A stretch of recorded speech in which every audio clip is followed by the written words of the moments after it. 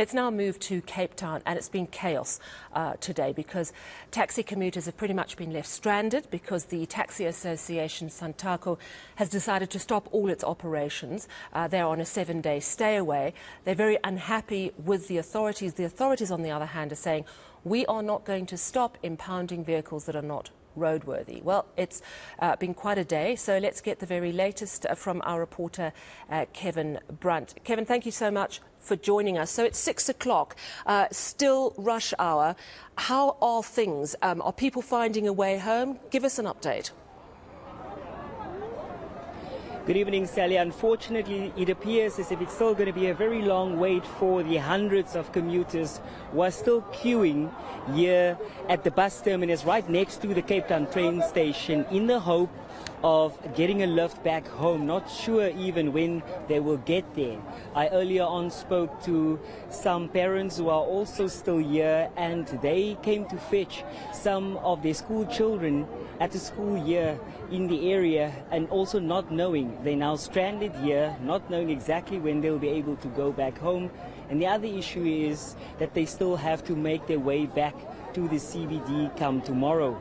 Now, Western Cape Premier Alan Winde has also issued a statement where he expressed his disappointment at the fact that Santaco has now withdrawn from the negotiations, saying that that task team was established in particular for the very reason to iron out some of the issues between the industry leaders as well as the city transport bosses. They've earlier on indicated at a press briefing that they do have to act in the best interest of commuters, in particular when it comes to issues regarding safety, saying that that is why one of the key issues why they impound taxis, who on the other hand feel that they are being victimized, that they are not being given enough room for their transport businesses to flourish. Now the indication is that law enforcement officials will remain here within the Cape Town CBD.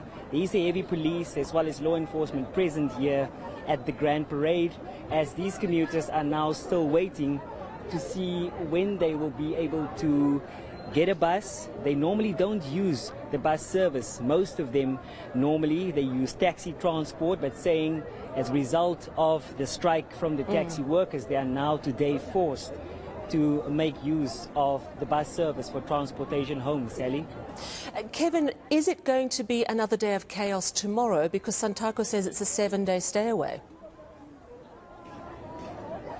Sally, indication coming from the City of Cape Town traffic officers, they've already closed a number of routes along the end to a highway, saying that those were done in response to acts of violence. I was told by Kevin Jacobs, he is an official within the transport and traffic services here in the city, saying that at one instance there was a vehicle set alight, and that is why one of the areas was closed in the region of the Jakes Gerwel turn-off along the N2 highway. So it appears already, and it's also an issue that the officials address. JP Smith from the Safety and Security Department here at the city also speaks to the issue of violence, saying that they understand some of the grievances coming from the taxi industry, but they don't understand how the result of that can be, or a response can be, acts of violence. And that is exactly what we've seen play out here in Cape Town, as hundreds of people very early on told at their places of work to rather go back home, as it's unsure what the situation will be like now at peak hour when they normally would have gone back home. Shelley?